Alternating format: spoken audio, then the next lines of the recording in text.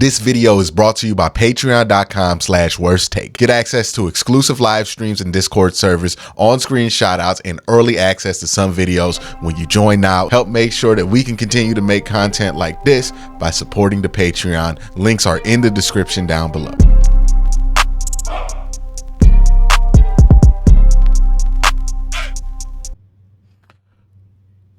What can the Browns expect from their wide receivers?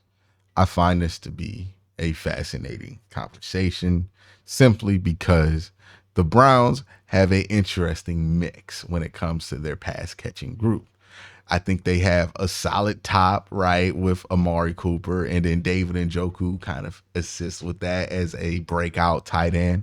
Then you have some really good, like this is a really good, strong, upper middle class wide receiving core, you know? Like this is what I would deem this wide receiving core.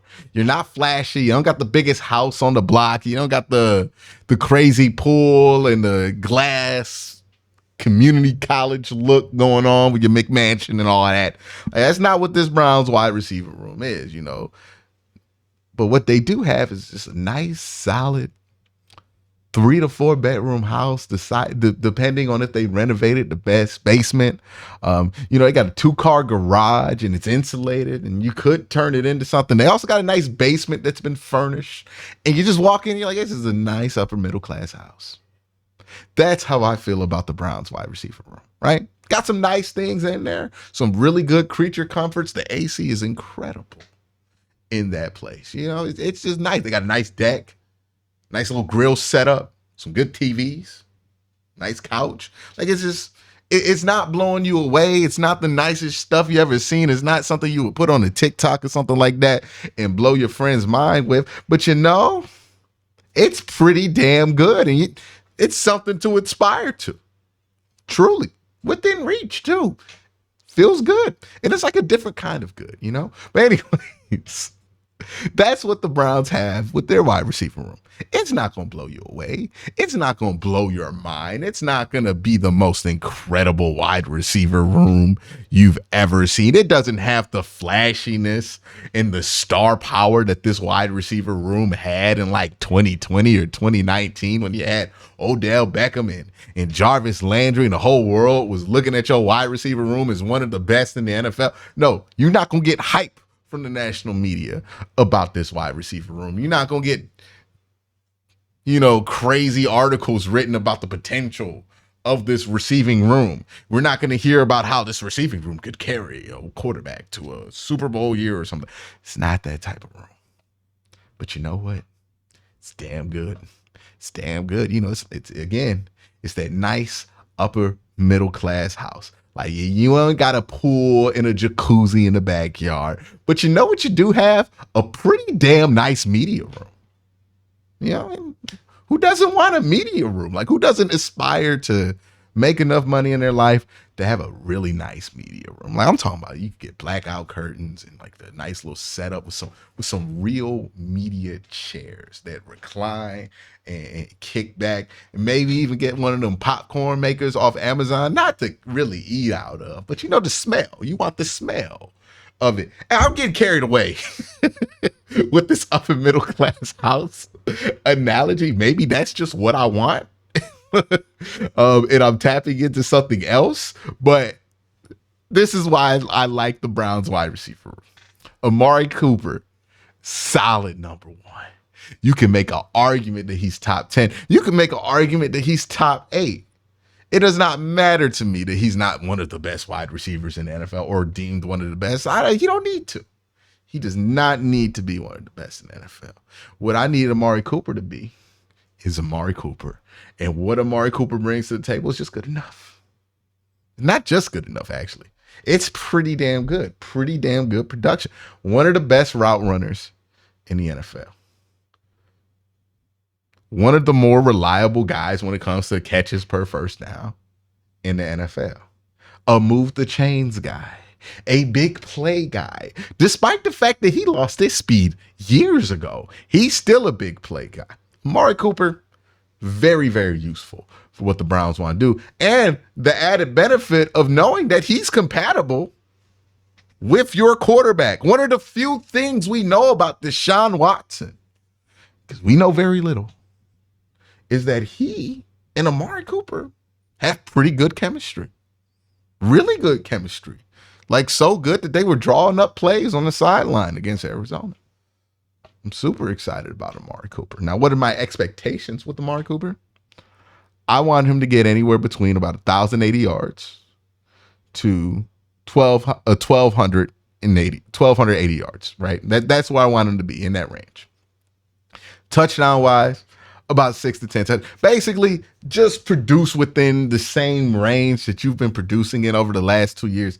I'll be fine. I don't expect a damn thing more than what Amari Cooper has given us the last couple of years out of Amari Cooper. And if he does give us the same year that he had last year, I'm thrilled. I'm absolutely thrilled. And I think it's possible because I think him and Deshaun really got something together. Let's talk about Jerry Jeudy. What are the expectations for Jerry Jeudy? Now, this is one where I think some people tend to lose the plot on because they hear Jerry Jeudy, they think about his draft positioning, they think about the draft hype, and they hear new contract. They don't really think about how much money was in that new contract, but they hear new contract and they think, oh, Jerry Jeudy's got to have a breakout for it to be worth it for the Browns. He's got to have over 1,000 yards. He's got to live up to his draft hype. I just need Jerry Jeudy to get me 750 to 850. Well, not 850, 890. I up it to 890. So that's the range that I need Jerry Jeudy to exist in. About 4 to 6 touchdowns. I don't expect him to get many touchdowns intentionally in the red zone. He's not that kind of receiver, but break off a couple big plays, get us some touchdowns, get some 10+ yard receptions. That's what I need from Jerry Jeudy. Another couple of stats that I want to monitor for Jerry Jeudy, because he does have some known issues as a wide receiver, are simple. I need him to be under 6.9% in his drop percentage this year. He does have a dropsy issue, especially a catching through contact issue. That's the second thing. I need him to be 40% contested catch percentage. If he can get higher than 40% on contested catches, we're doing good. I'm happy with him. And he achieves those numbers from a cumulative standpoint as long as he plays 17 games. Elijah Moore, the forgotten man of the Browns wide receiver core. We talked about everything but what Elijah Moore is going to bring to the football field. Some people want Cedric Tillman to take his spot. Some people are still believing in the Elijah Moore experiment. Only in its second year, by the way. 500 to 580 yards with good efficiency is what I expect from Elijah Moore. Look, he's not going to top a ton of his numbers that he had last year cumulatively, but I do think he can match them with better efficiency. And I need him to get 3 to 5 touchdowns. That's mainly going to be on scramble things with Deshaun, or a couple of big plays here.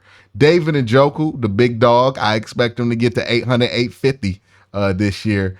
And we know where he's going to get a lot of that, right? He has to be in the top 5 of tight ends, yards after contact. He has to be a yak guy. That's how they're going to use him.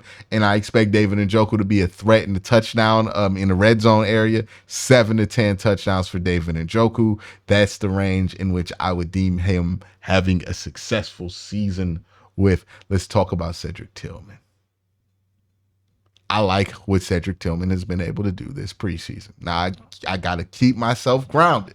And remember, it is the preseason. And that doesn't mean I got to discount everything that Cedric Tillman has done and ignore it because it's the preseason. That just means I got to take it with an appropriate amount of salt. Right? I just can't go too far with it. I can't get too hyped up with what I've seen from Cedric. So that's why I'm going to go with a rather modest expectation range for him. 300 to 400 yards. I want him to be consistent with being where he's supposed to be. There's no stat that tracks that, but we know it when we see it. I just want him to be where he's supposed to be reliable, get a couple chunk plays here and there, get a couple of touchdowns. I have him marked for 2 this year. And if he does that, I'm happy with what Cedric Tillman is able to provide in year 2. And I'm excited about what he's going to be able to do in year 3. Jerome Ford, similar range here. 300 to 400 yards. I expect him to be more of a threat in the red zone than Cedric Tillman, though. So I'm going to go 3 to 6 touchdowns. Now, the reason I expect Jerome Ford to be more used in the red zone than a Cedric Tillman is simply because of the positions they play. It's not because of the physical profile, because Cedric Tillman's much bigger. You would think he would be a jump ball guy, but he's like the 4th wide receiver on the depth chart. There's no way they're going to use him as a jump ball guy pretty consistently, especially since that's not something he demonstrated that he's really good at in his NFL career. This isn't like a situation where he's demonstrated a unique knack for the jump ball, right?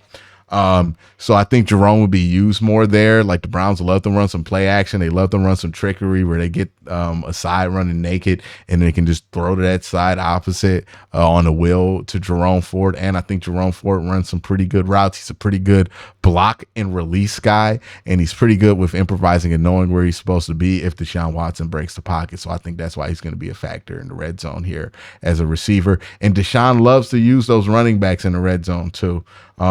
Jordan Akins, I got him marked here for about 180 to 230 yards and 2 touchdowns. You know, he's probably going to get a couple off the back of like they're just going to triple team David Njoku, and you're just going to be able to toss it over to Jordan Akins. David Bell is the last wide receiver I have expectations for. I have him set for 120 to 200 yards, 1 touchdown. And as long as he keeps the catch percentage high, he's doing fine with me.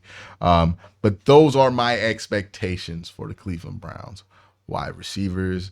If you add up the low ends, we're talking about a little bit over 4,000 yards in receiving. If we add up the high end, we're talking about 4,500 yards in receiving, close to 4,600 yards, which kind of matches where the range is for Deshaun Watson this year. So that's my thoughts on the wide receiving core. It's my expectation. Let me know your expectations down in the comment section down below. Y'all have a great day. Have a better night. Peace.